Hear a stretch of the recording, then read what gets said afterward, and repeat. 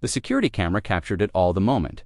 Karen Martinez stepped through the hedge into Sarah Chen's backyard, her manicured finger pointing accusingly at the crystal blue pool that had been there for 3 years. "This isn't your pool," she shrieked, her voice carrying across the suburban morning like a battle cry. But Karen had no idea she was about to discover something that would shatter her perfect world, expose a web of lies that reached back decades, and force her to confront the one truth she'd spent her entire life running from. What started as a property dispute would end with police sirens, a confession that changed everything, and Karen learning that sometimes the Sarah Chen was floating on her back in the pool, eyes closed against the morning sun when the shouting started. The water had been her sanctuary for the past 3 years. Every morning at 7:30, 20 laps before coffee, before the world demanded her attention. The ritual had gotten her through the divorce, through the custody battle, through the slow process of rebuilding her life in this quiet suburban neighborhood. "Excuse me, excuse me." Sarah's eyes snapped open. A woman stood at the edge of her yard, hands on her hips, designer sunglasses perched on her nose despite the early hour. She was impeccably dressed in white capri pants and a coral blazer, her blonde hair pulled back in a severe bun. Everything about her screamed money and entitlement. "Can I help you?" Sarah called out, swimming to the pool's edge. "This isn't your pool," Karen Martinez declared, her voice rising to a pitch that made the neighborhood dogs start barking. "This is a community amenity, and you can't just use it whenever you want." Sarah blinked, water dripping from her dark hair. "I'm sorry, what? Don't play dumb with me." Karen stepped closer, her heels clicking against the stone patio. "I've been watching you for weeks, every morning, same time, acting like you own the place. This pool belongs to the Willow Creek Homeowners Association, and there are rules about usage." "Ma'am, I think you're confused." Sarah pulled herself out of the pool, reaching for her towel. "This is my backyard. I live here. This is my pool." Karen's laugh was sharp and humorless. "Your pool? Do you have any idea how much a pool like this costs? How much it costs to maintain? There's no way someone like you could afford this." The words hit Sarah like a physical blow. Someone like you, she'd heard those words before, in different contexts, from different people. The implication was always the same. Someone like me. Sarah's voice was dangerously quiet. "Look, I'm not trying to be rude, but let's be realistic here." Karen gestured around the backyard, taking in the landscaped gardens, the outdoor kitchen, the infinity pool that seemed to spill into the horizon. "This is $1 million property. I know what teachers make." Sarah's grip tightened on her. "Tao, how do you know what I do for a living? I make it my business to know my neighbors. I'm Karen Martinez, president of the Willow Creek Homeowners Association. I live 3 houses down, and I've been trying to figure out what's going on here for months. What's going on here is that I'm swimming in my own pool, in my own backyard, at my own house." Sarah's patience was wearing thin. "I have the deed, the mortgage, the insurance. Would you like to see them?" Karen's face flushed red. "I don't know what kind of scam you're running, but I'm not falling for it. Nobody sells a house like this to someone who can't afford it without some kind of arrangement." "What kind of arrangement? Maybe you're house sitting, maybe you're squatting. But there's no way in hell you legitimately own this property." Sarah stared at her for a long moment. 3 years. 3 years of peace, of quiet mornings, of feeling like she'd finally found a place where she belonged. And now this woman was standing in her backyard, questioning her right to exist in her own space. "I need you to leave," Sarah said quietly. "I'm not leaving until you show me proof that you have a right to be here. I don't have to prove anything to you. This is private property, and you're trespassing." Karen's laugh was bitter. "Trespassing? On community property? I don't think so." She pulled out her phone. "I'm calling the police. Let them sort this out." "Go ahead," Sarah said. "Call them. I'll be happy to show them my deed." Something in Sarah's tone must have given Karen pause because she hesitated, her finger hovering over the phone. "You're really going to keep up this charade? It's not a charade. It's my life. Your life." Karen's voice rose again. "You've been living in my neighborhood for 3 years, using amenities you didn't pay for, and you think I'm just going to let that slide? Your neighborhood?" Sarah felt her temper flare. "Lady, I don't know what your problem is, but my problem," Karen interrupted, is that people like you think you can just waltz into places like this and act like you belong. Well, I've got news for you. This neighborhood has standards. We have rules. We have a certain quality of resident. The mask was slipping now. Sarah could see the ugly truth beneath Karen's polished exterior, and it made her sick. "Get out," Sarah said. "Get out of my yard. Get off my property, and don't come back. I'm not going anywhere until get out." Sarah's shout echoed across the neighborhood. Windows opened, curtains twitched, and several neighbors stepped onto their porches to see what was happening. Karen looked around, suddenly aware that she had an audience. "Fine," she said, her voice tight with rage. "But this isn't over. I'm going to get to the bottom of this, and when I do, you're going to be very sorry you ever set foot in Willow Creek." She turned on her heel and stalked back toward the hedge, but stopped before she reached it. "Oh, and one more thing," she called over her shoulder. "I'm calling an emergency HOA meeting for tonight, 7 o'clock. You really live here." That is, Sarah watched her leave, her heart pounding. She'd dealt with racism before, both subtle and overt, but this felt different. This felt personal. This felt like war. She pulled her phone from her bag and scrolled through her contacts until she found the number she was looking for. Marcus Webb, her real estate attorney. They'd worked together during the divorce, and he'd helped her navigate the purchase of this house. If Karen Martinez wanted to play games, Sarah would make sure she knew the rules. "Marcus, it's Sarah Chen. I need your help." As she explained the situation, Sarah noticed more neighbors gathering on their porches. Some looked concerned, others curious. A few appeared to be taking sides. The quiet sanctuary of her morning routine was gone, replaced by the electric tension of a community on the brink of conflict. When she hung up, Sarah looked back at her pool. The water was still, reflecting the morning sky like a mirror. In a few hours, she would have to face Karen Martinez again, this time in front of the entire neighborhood. She would have to defend her right to exist in her own home, to swim in her own pool, to live her own life. But as she watched the water settle, Sarah felt something shift inside her. The scared, defensive woman who had been floating peacefully an hour ago was gone. In her place was someone harder, someone who had been pushed too far. Karen Martinez thought she knew what kind of person Sarah was, thought she could intimidate her into leaving. She was about to learn just how wrong she was. Sarah dove back into the pool, her strokes powerful and precise. She had 7 hours until the HOA meeting, 7 hours to prepare for battle. And by the time she was done, Karen Martinez would regret. The day she ever questioned Sarah Chen's right to be exactly where she was, the water parted before her as she swam, and with each stroke, her resolve grew stronger. Tonight, the truth would come out. All of it. And Karen Martinez was going to get exactly what she deserved. By 6:30 that evening, the Willow Creek Community Center buzzed with nervous energy. Sarah arrived early, her manila folder thick with documentation, property deed, mortgage papers, insurance records, and something else that Marcus had suggested she bring. Something that might end this conflict before it truly began. She chose a seat in the back row, watching as neighbors filed in. Some nodded politely, others avoided eye contact. The Henderson family from next door gave her encouraging smiles, but the Johnsons from across the street whispered among themselves, shooting glances in her direction. At exactly 7 o'clock, Karen Martinez swept into the room like she owned it. She'd changed into a navy business suit that screamed authority, her blonde hair now styled in perfect waves. A small army of supporters flanked her mostly older residents who'd lived in Willow Creek since its founding. "Thank you all for coming on such short notice," Karen began, her voice carrying easily through the room. "I've called this emergency meeting because we have a situation that threatens the very foundation of our community." She gestured toward Sarah without looking at her. "For 3 years, we've had an unauthorized resident using our community amenities, swimming in our pool, using our facilities, all while pretending to own property she clearly cannot afford." Murmurs rippled through the crowd. Sarah felt heat rise in her cheeks, but forced herself to remain calm. "Now, I want to be clear," Karen continued. "This isn't about discrimination.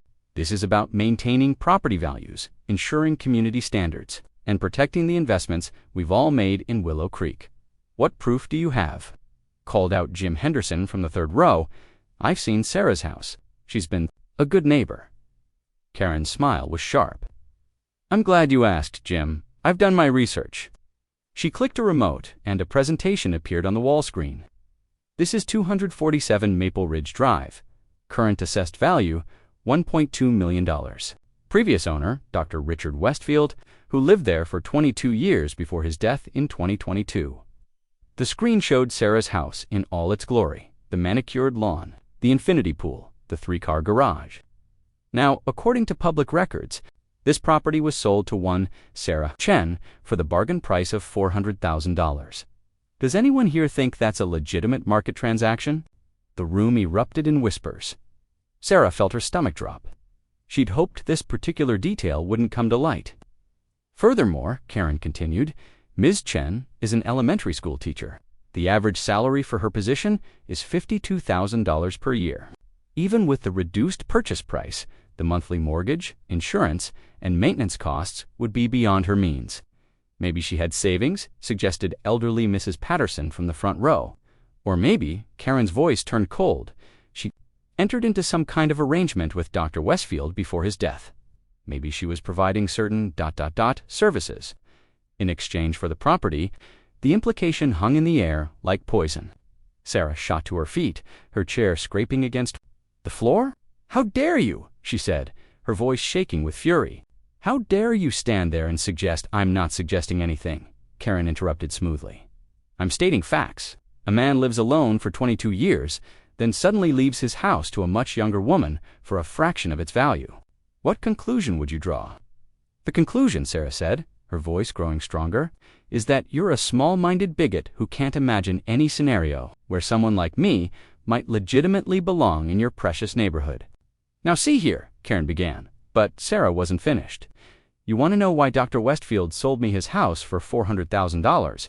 Because he was my grandfather." The room fell silent. Karen's confident smile faltered. "My mother was Margaret Westfield. She was disowned by her family when she married my father, a Chinese immigrant. For 30 years, she tried to reconcile with her father, to let him know his granddaughter. He refused every attempt." Sarah's voice cracked slightly, but she pressed on. "When he was dying, he finally reached out. He wanted to make amends, to leave me what should have been my mother's inheritance. But he couldn't just give me the house. There would have been massive tax implications. So he sold it to me for what he'd paid for it in 1972. She pulled out a letter from her folder, holding it up for everyone to see. "This is his letter to me, explaining everything, explaining how sorry he was, how he regretted cutting my mother out of his life, how he wanted to make things right." Karen's face had gone pale. That's impossible. Richard Westfield didn't have any children.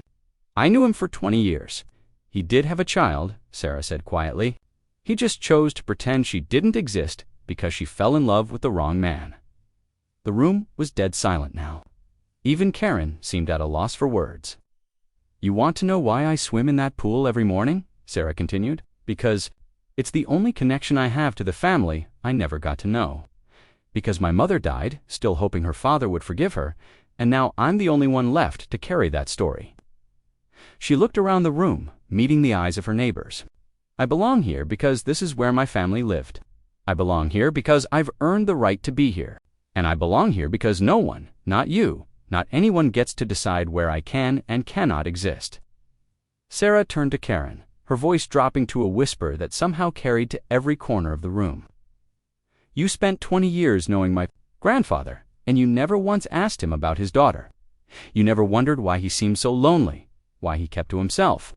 You were too busy maintaining your community standards to see the human being right in front of you." She gathered her papers and stood to leave. "I don't need your approval to live in my own home. I don't need your permission to swim in my own pool. And I certainly don't need your validation to exist in this neighborhood." But, as she reached the door, Karen's voice stopped her cold. "Wait," Karen said, her voice strange and hollow. "What? Did you say your mother's name was—" Sarah turned back, confused by the sudden change in Karen's tone. Margaret Westfield." Karen's hand flew to her mouth. The color drained from her face so quickly that several people moved forward, thinking she might faint. "Margaret?" she whispered. "Maggie Westfield." Sarah nodded slowly. "Yes. Did you... Did you know her?" Karen's eyes filled with tears. When she spoke, her voice was barely audible. She was my best friend. We were inseparable until she left for college and never came back. I always wondered what happened to her. The room held its breath as two women stared at each other across 30 years of lost time, across a chasm of misunderstanding and pain. Karen's perfect composure was cracking, revealing something raw and vulnerable beneath. "She's dead," Sarah said quietly. "Cancer, 5 years ago." Karen's legs gave out, and she sank into the nearest chair. "I looked for her," she whispered. "After high school, after college, I tried to find her, but it was like she'd vanished. She was living in California. She became a nurse, raised me on her own after my father died. She never stopped talking about her friend Karen from high school. She said you were the only one who understood her." The silence stretched between them, heavy with the weight of lost years and missed opportunities. Finally, Karen looked up, her eyes red with tears. "I'm so sorry," she said, her voice breaking. "I'm so sorry for what I said, for what I accused you of. I didn't know. I never imagined, ... But Sarah's expression had hardened. "You didn't know, but you were ready to. Destroy me anyway. You were ready to humiliate me, to drive me out of my own home, based on nothing but your own prejudices." Karen stood on shaky legs. "Please, let me explain." "No," Sarah's voice was final. "You don't get to be my mother's friend now. You don't get to claim that connection after what you just put me through. My mother spent 30 years being rejected by her family, and now I know that tradition is alive and well in Willow Creek." She walked toward the door, but paused one last time. "The next time you want to question someone's right to exist, remember this moment. Remember that you destroyed a friendship before it even had a chance to begin." The door slammed behind her, leaving Karen standing in front of a room full of neighbors who had witnessed not just a property dispute, but the collision of two broken families, two lost women, and 30 years of secrets that should have brought them together, but instead had torn them apart. And in the silence that followed, everyone in that room realized that sometimes the cruelest battles are fought not between enemies, but between people who should have been allies all along. 3 days passed in eerie silence. Sarah's morning swims became solitary affairs, the neighborhood seemingly holding its breath. She'd turned off her phone after the 15th call from Karen, deleted dozens of text messages without reading them, and ignored the flowers that appeared on her doorstep every morning. But on Thursday morning, everything changed. Sarah was toweling off after her swim when she saw Karen sitting on her back patio. Not in her usual designer armor, but in jeans and a faded high school t-shirt. Her hair was pulled back in a simple ponytail, and she looked like she'd been crying. "I'm calling the police," Sarah said, without preamble. "Please don't."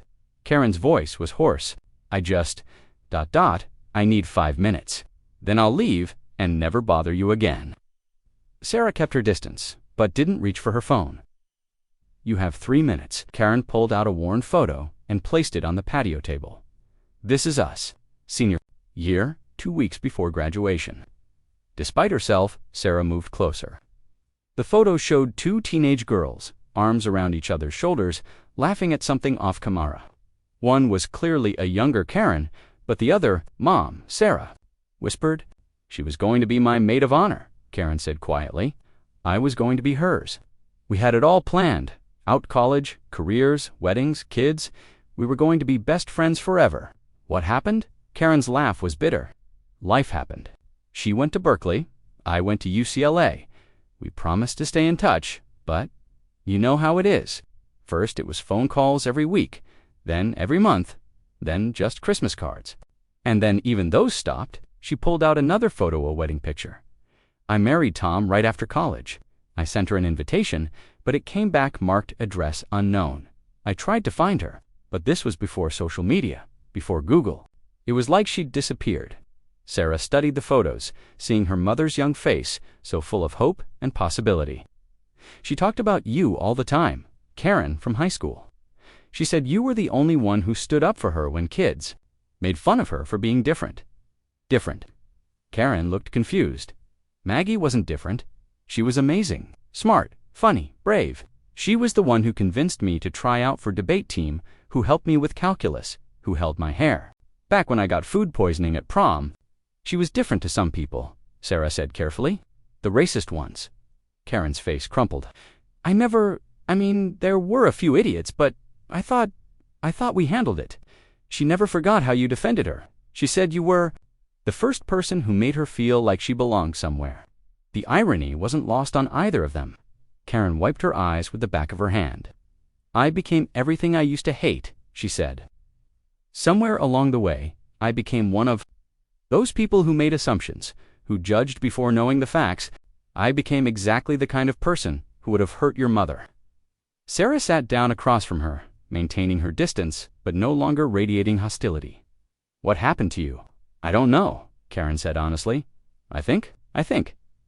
I got comfortable, safe. I married Tom. We moved to Willow Creek. I became president of the HOA. I started thinking that my job was to protect what we had, to keep out anything that might threaten our little bubble. She looked up at Sarah with red-rimmed eyes. I turned into my mother. Do you know what she said when I told her Maggie was dating someone Chinese? She said, "Those people should stick to their own kind." I was so angry at her, I defended your parents, said love was love. And then somehow, 30 years later, I'm standing in your backyard making the same kind of judgments. Why? Sarah asked. Why did you assume I didn't belong here?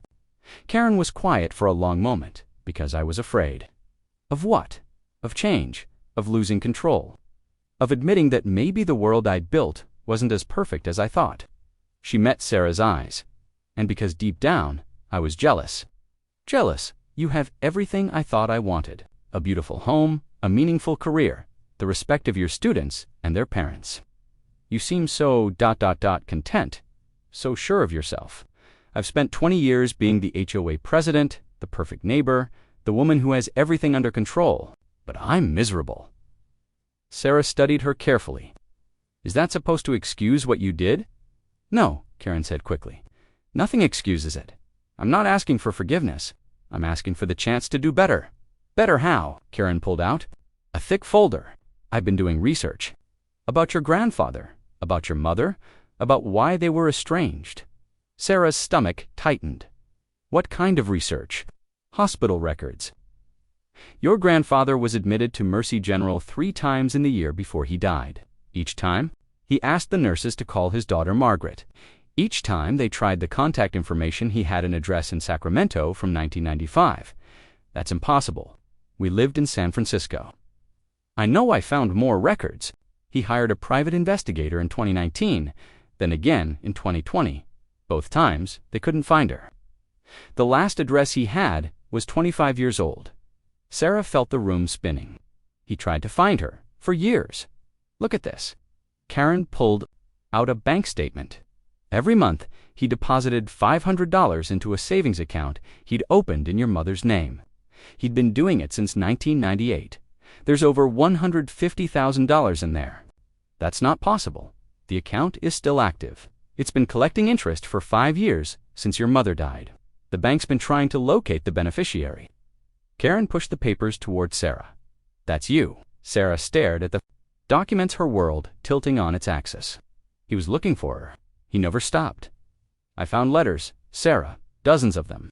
Letters he wrote to your mother, but never sent because he didn't know where to send them. Letters apologizing, explaining, begging for forgiveness. But she tried to contact him too. She sent him birthday cards, Christmas cards. She called the house. Karen's face went pale. When, every year, Christmas Day, his birthday, the anniversary of my grandmother's death. She'd call and hang up when he answered, but sometimes she'd leave messages. Karen's voice was barely a whisper. Your grandfather was almost completely deaf. He couldn't hear the phone ring, couldn't hear messages. He had a hearing aid, but he only wore it when he left the house. The truth hit Sarah like a physical blow. A deaf man who couldn't hear the phone, and a daughter who thought her father was ignoring her calls. The private investigator, Sarah said weakly, why couldn't he find her? She was using her married name, Sarah Chen, not Margaret Westfield Chen, and she'd moved 3 times after the divorce. The investigator was looking for Margaret Westfield or Margaret Chen, not Margaret Lynn, Sarah's maiden name. Her mother had gone back to using her maiden name after the divorce. the Chinese name that had caused so much pain in the first place. He was looking for her, Sarah repeated, as if saying it would make it real. He was, and she was looking for him. They just ... they missed each other. Sarah put her head in her hands. 30 years. They wasted 30 years. "I'm sorry," Karen said quietly. "I'm so sorry for all of it. For what happened to your family, for what I said to you, for not being the friend your mother deserved." Sarah looked up, her eyes blazing. "You want to know the worst part? She died thinking he hated her. She died believing that her father never forgave her for falling in love with the wrong man." "I know, and he died thinking she wanted nothing to do with him." To people who loved each other, kept apart by pride and miscommunication, and a world that told them they couldn't be a family. Karen nodded, tears streaming down her face. "And you," Sarah continued, her voice rising, "you were ready to repeat that exact same cycle with me. You were ready to drive me out of my own home because I didn't fit your idea of who belongs in Willow Creek. I know, and I'm sorry isn't enough," Sarah said, standing up. "Sorry doesn't bring back 30 years. Sorry doesn't give. Me, the grandfather, I never got to know or give my mother the father she never stopped loving." She walked to the edge of her pool, staring into the water that had been her sanctuary. "But you know what? Maybe that's not the point." Karen looked up, hopeful. "Maybe the point is that we don't get to waste any more time. Maybe the point is that we break the cycle instead of perpetuating it." Sarah turned back to face her. "Not going to forgive you, Karen. Not yet. Maybe not ever. But I'm going to give you the chance to prove that you're not the person who stood in my backyard 3 days ago." "How?" "By helping me make sure this never happens to anyone else. By using your position, your influence, your perfect reputation, to create the kind of community where people don't have to prove their worth based on their bank account or their last name." Karen stood up, wiping her eyes. "What do you want me to do?" "I want you to resign as HOA president." Karen's eyes widened. "Sarah, I'm not finished. I want you to resign, and I want you to recommend me as your replacement." The suggestion hung in the air between them. Karen looked stunned. "You want to run the HOA? I want to change it. I want to make it about community instead of exclusion. I want to make sure that the next person who doesn't look like they belong gets the benefit of the doubt instead of an interrogation." Karen nodded slowly. "Okay, yes, I'll do it. And I want you to help me find my mother's things." "What things?" "My grandfather's house." Sarah stared at the hospital letter for 20 minutes before she found the courage to open it. The postmark was dated March 15th, just 2 weeks before her grandfather's death. Her hands shook as she unfolded the single sheet of paper. "Dear Ms. Westfield, we are writing to inform you that your father, Richard Westfield, has been admitted to our facility and has requested to speak with you regarding a matter of urgent importance. He has asked us to stress that this concerns information about his granddaughter, Sarah Chen, that he feels you need to know. Please contact us at your earliest convenience at the number below. Time is of the essence. Sincerely, Patricia Henley, Patient Services." Sarah's phone was in her hand before she'd finished reading. She dialed the hospital number with trembling fingers. "Mercy. General, Patient Services. This is Patricia. This is Sarah Chen. I'm calling about my grandfather, Richard Westfield. He passed away in March, but I just found a letter dated." "Oh my God," Patricia interrupted. "Sarah, we've been trying to reach you for months. Your grandfather, he left very specific instructions about contacting you." "What kind of instructions? Can you come in today? This is something that needs to be handled in person." 2 hours later, Sarah sat in Patricia Henley's office, a box of tissues in her lap and a stack of documents on the desk between them. Patricia was a kind-faced woman in her 50s who clearly took her job seriously. "Your grandfather was admitted here 5 times in his final year," Patricia explained. "Each time he became more adamant that we find his daughter Margaret. But on his last admission, he told us something different. What he said Margaret was gone. He said he'd found out she'd died 5 years earlier, and that he had a granddaughter named Sarah Chen who was living in his house. He was very specific about the address." Sarah's breath caught. He knew I was there. More than that, he'd been watching you." Patricia opened a folder and pulled out a series of photographs. Sarah's heart stopped. They were pictures of her swimming in the pool, gardening, reading on the patio, all taken from a distance but clearly showing her daily routines. He hired someone to document your life, Patricia continued. Not to invade your privacy, but to ... to get to know you. To see who you were when you thought no one was looking. Why?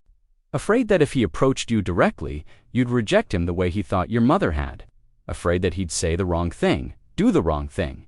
So he watched, and he learned. Patricia pulled out another document. This is a letter. He wrote to you.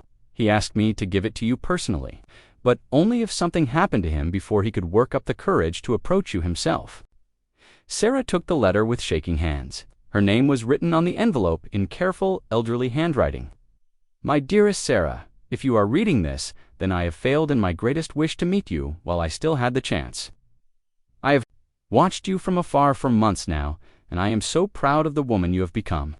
You have your mother's grace, her strength, her kindness to others. I know I have no right to ask for your forgiveness. I failed your mother in ways that haunt me every day. My pride, my fear, my inability to accept that love comes in many forms. These weaknesses cost me a daughter and 30 years of knowing you. But I want you to know that I never stopped loving her. Every day, I regretted the choice I made. Every day, I hoped for a chance to make amends. When I learned she had died, I thought I had lost that chance forever.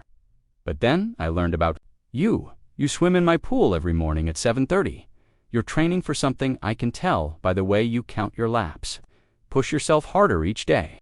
You read on the patio in the evenings, always with a cup of tea. You wave to the neighbors' children when they walk by. You are patient with the elderly man next door who can't remember your name. You are everything I hoped your mother would raise you to be.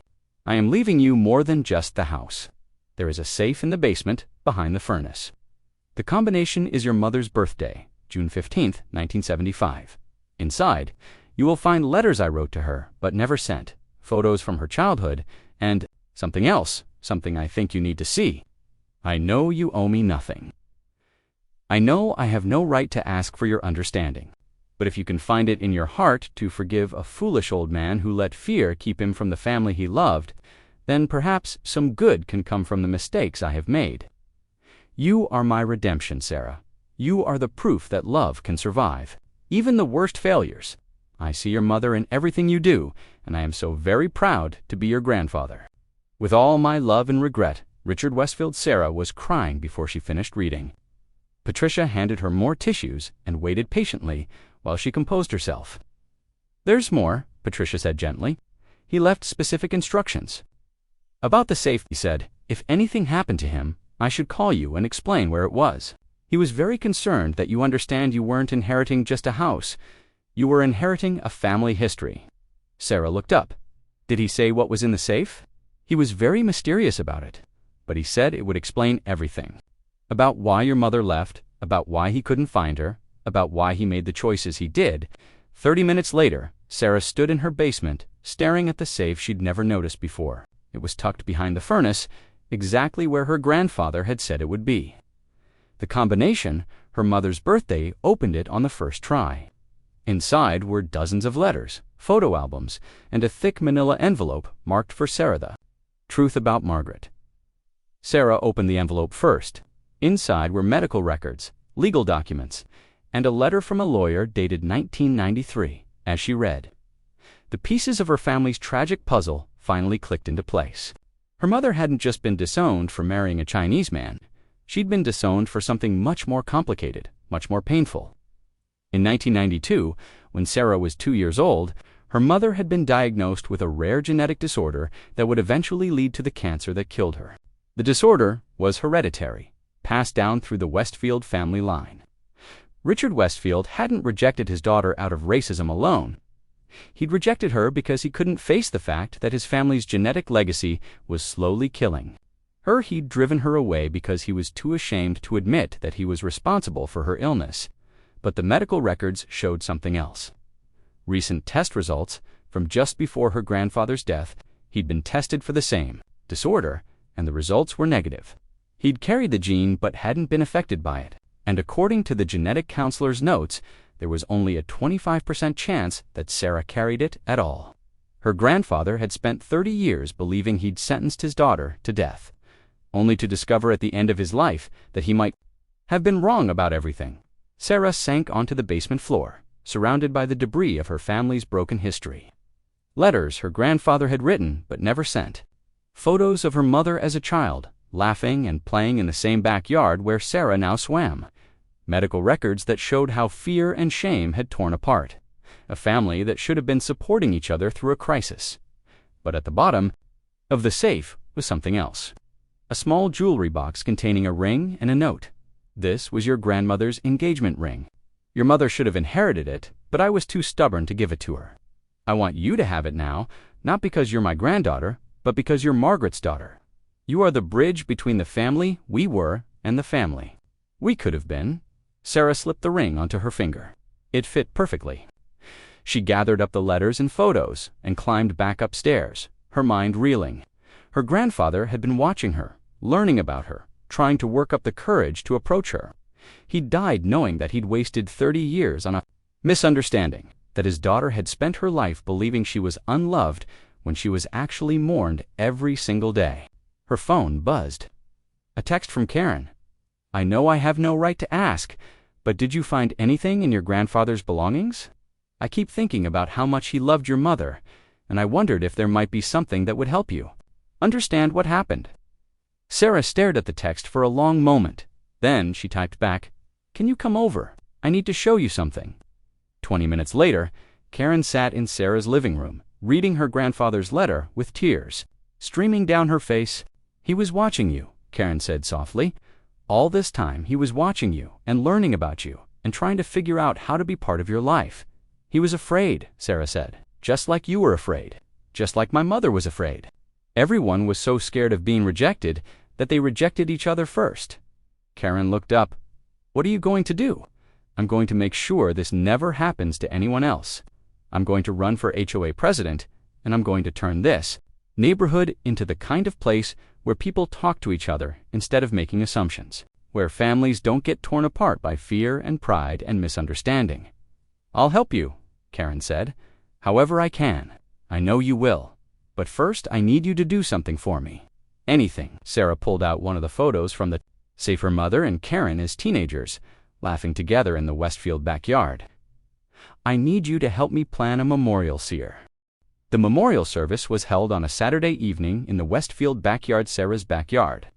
Now, neighbors gathered around the pool where 3 generations of family had swum, lived, and loved. White roses floated on the water's surface, and candles lined the patio where Sarah's grandfather had sat alone for so many years. Karen had outdone herself with the arrangements. She'd contacted Margaret's nursing school, tracked down old colleagues, even found the private investigator who'd tried to help Richard find his daughter.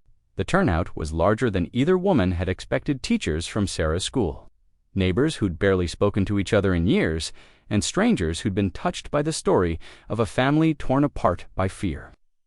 Sarah stood at the edge of the pool, wearing her grandmother's ring, holding a framed photo of her mother and grandfather from 1972.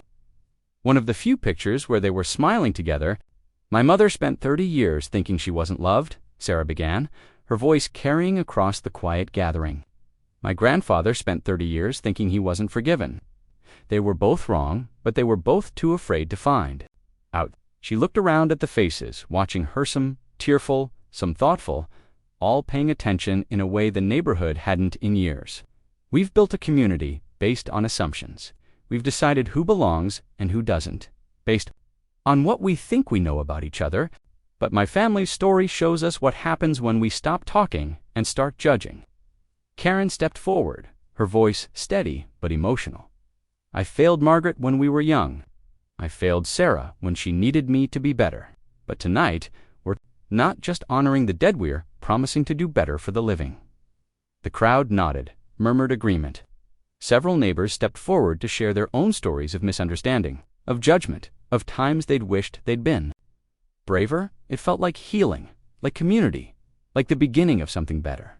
And then Tom Henderson stepped out of the crowd. This is all very touching, he said, his voice cutting through the evening air like a blade.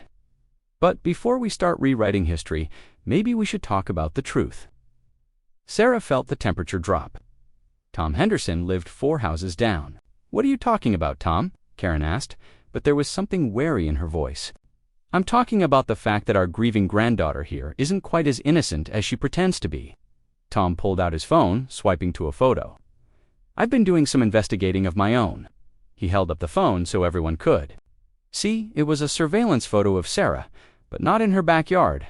This was taken in a parking garage at night, and she was handing something to a man in a dark jacket. This was taken 6 months ago, downtown.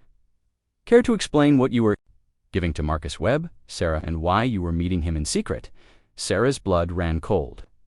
Marcus Webb, her attorney, but the photo made it look like something far more sinister.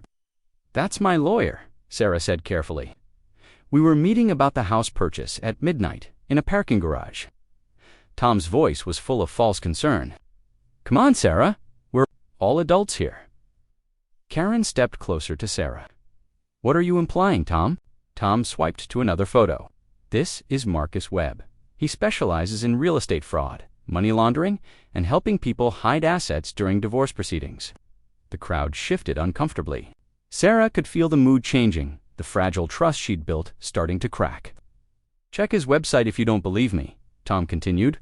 He's been investigated by the state bar twice for helping clients circumvent financial disclosure laws. So I ask again, what were you really paying him for? Stop, Sarah said, but her voice sounded weak even to her own ears. And here's the interesting part. Tom wasn't finished. I did some digging into the sale of this house. $400,000 for $1 million property.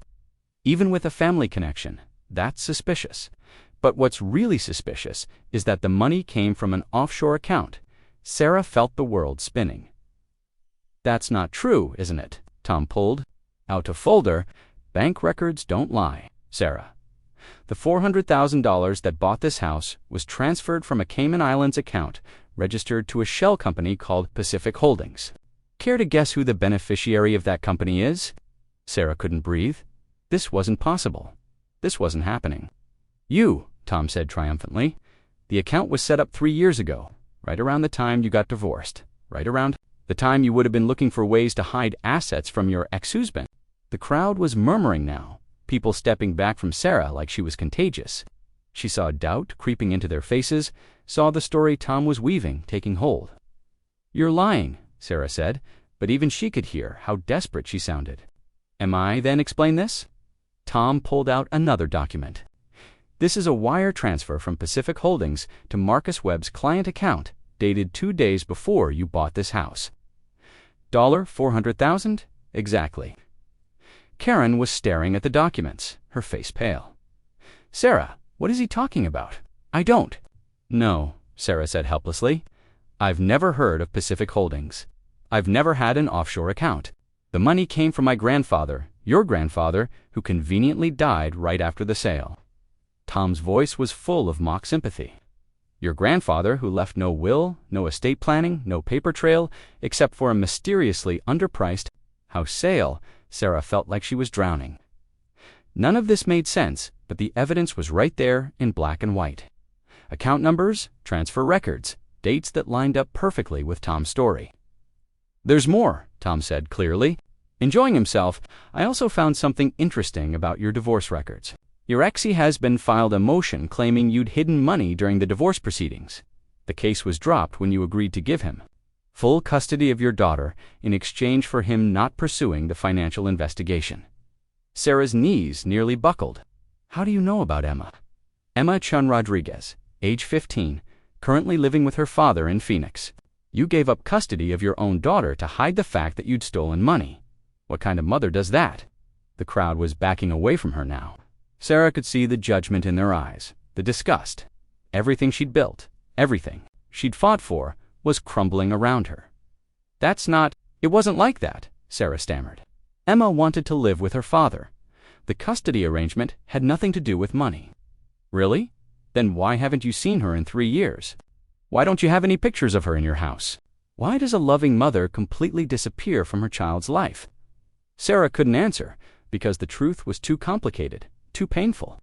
The truth was that Emma had chosen her father, had wanted nothing to do with Sarah after the divorce, had made it clear that she blamed Sarah for destroying their family. The truth was that Sarah had agreed to give up custody because fighting for it would have hurt. Emma, more than losing it, hurt Sarah, but she couldn't say any of that. Not here. Not now. Not with everyone staring at her like she was a monster. "I think," Tom said with false kindness, "we need to call the police. You have to be wrong." Tom turned his cold smile on her. "Karen, I know this is hard to accept. You want to see the best in people, but sometimes the best just isn't there." Sarah looked around at the faces of her neighbors, her colleagues, the people she'd hoped to serve as HOA president. She saw doubt, disappointment, betrayal. The memorial service had turned into her trial, and she was being found guilty without a defense. "Sarah," Karen whispered, "tell me this isn't true. Tell me there's an explanation." Sarah opened her mouth, but no words came. How could she explain that she didn't understand any of this either? How could she prove her innocence when she didn't even know what she was being accused of? "I think you should leave," Mrs. Patterson said quietly. "I think you should leave before we call the authorities." Sarah looked at Karen one last time, hoping to see some trace of belief, some sign that their fragile friendship might survive. "I'm sorry," Sarah whispered. "I'm so sorry." She turned and ran into her house, leaving behind the memorial service. The community she'd tried to build, the life she'd thought she was finally creating. Behind her, she could hear Tom's voice, calm and reasonable, explaining to the crowd why they'd been right to be suspicious all along. Inside her house, Sarah sank onto the couch and stared at her phone. She could call Marcus, demand an explanation, fight these accusations. But what was the point? Even if she could prove her innocence, the damage was done. The community would never trust her again. Karen would never forgive her for the deception, even if it wasn't her deception at all. Her phone buzzed. A text from an unknown number. The money was always yours. "Your mother set up the account before she died. She wanted to make sure you had something your father couldn't take away. Check your email." A friend Sarah's hands shook as she opened her email. There it was,